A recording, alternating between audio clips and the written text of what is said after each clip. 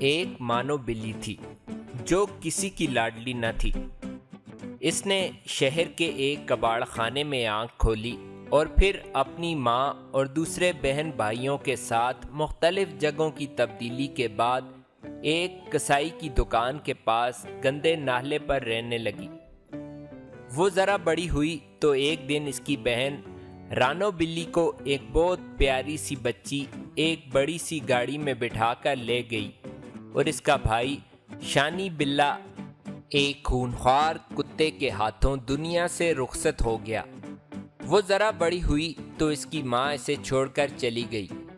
مانو بلی کئی بار اپنی ماں کے پاس گئی کہ شاید اسے پہچان لے، لیکن وہ اسے ہمیشہ اجنبی بن کر ملتی اور مار پیٹ کر بھگا دیتی۔ مانو بلی نے بھی آہستہ آہستہ اپنی ماں کو بھلا دیا اور یوں ہی گلیوں میں آوارہ پھرنے لگی۔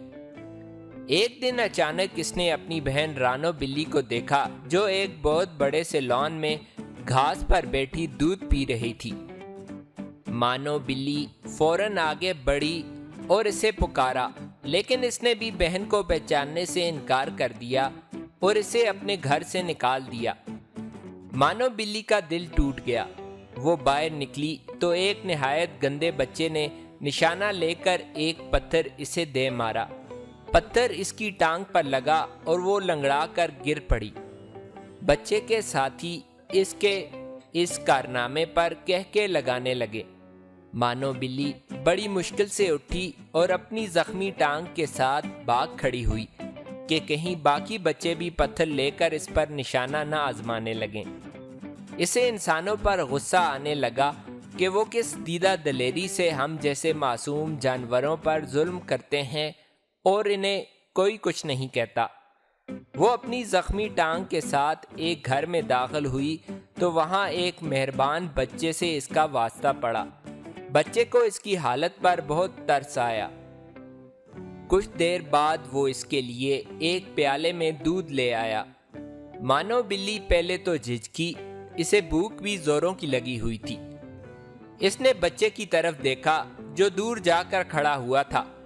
مانو بلی نے تھوڑا سا دودھ پیا تو اس کی بھوک اور زیادہ جاگ اٹھی۔ اس نے جلدی ہی سارا دودھ پی لیا اور لیٹ گئی۔ بچہ اسے پچکارتا ہوا آگے بڑھا اور بڑے مہربان ہاتھوں سے اس کی زخمی ٹانگ ٹٹولی۔ پھر وہ بچہ اندر چلا گیا تو مانو بلی نے بھاگنے کا سوچا، مگر اپنے اس نئے مہربان دوست کو چھوڑنے کا اس کا جی نہیں چاہا۔ آخر بچہ آیا تو اس کے ہاتھ میں مرہم پٹی تھی۔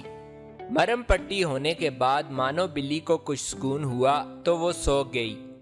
اگلے دن بچہ اسے اپنے گھر کے اندر لے گیا۔ اس کے والدین بھی مانو بلی کو مہربان اور اچھے معلوم ہوئے، چنانچہ جلد ہی وہ اس گھر میں گھر کے ایک فرد کی طرح رہنے لگی۔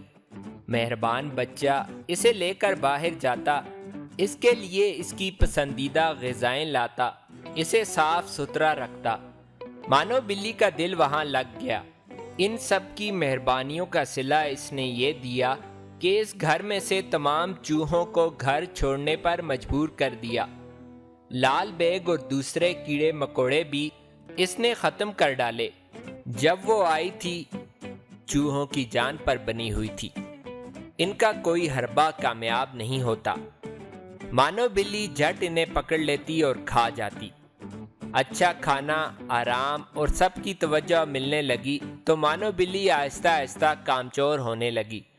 کھا پی کر وہ سارا دن اور رات سوتی رہتی۔ اکثر چوری چھپے دودھ بھی پی لیتی، کبھی دوسری چیزیں بھی چپکے سے ہڑپ کر جاتی۔ زیادہ کھانے کی وجہ سے مانو بلی بہت موٹی ہو گئی۔ چلنا پھرنا اس کے لیے دوبر ہو گیا۔ ایک روز چوہوں نے باورچی خانے پر ہلا بولا تو مانو بلی ان کے پیچھے دوڑی، مگر جلد ہی تھک گئی۔ چوہے بھی مانو بلی کی کمزوری جان گئے تھے۔ وہ ہر روز ادھر ادھر پھرتے اور مانو بلی انہیں پکڑ نہ پاتی کیونکہ وہ بہت موٹی ہو گئی تھی۔ دوڑنے سے اس کا سانس پھول جاتا اور وہ تھک جاتی۔ ایک دن اس نے گھر والوں کو کہتے سنا کہ مانو بلی کو واپس چھوڑ دینا چاہیے کیونکہ یہ کسی کام کی نہیں رہی۔ اتنا سن کر اس کے ہوش اڑ گئے۔ اسے اپنی آوارہ گردی اور غریبی کے دن یاد آ گئے۔ اسے انسانوں کی خود غرضی پر غصہ آیا، لیکن قصور اس کا اپنا بھی تھا۔ چنانچہ اگلے دن سے اس نے زیادہ کھانا پینا چھوڑ دیا اور باقاعدگی سے روزانہ دوڑنا، بھاگنا اور ورزش کرنا شروع کر دی۔ سستی کاہلی چھوڑ کر کام کو اپنا لیا اور پھر جلد ہی وہ دوبارہ چوہوں کے لیے خطرے کا نشان اور گھر والوں کی آنکھ کا تارا بن گئی۔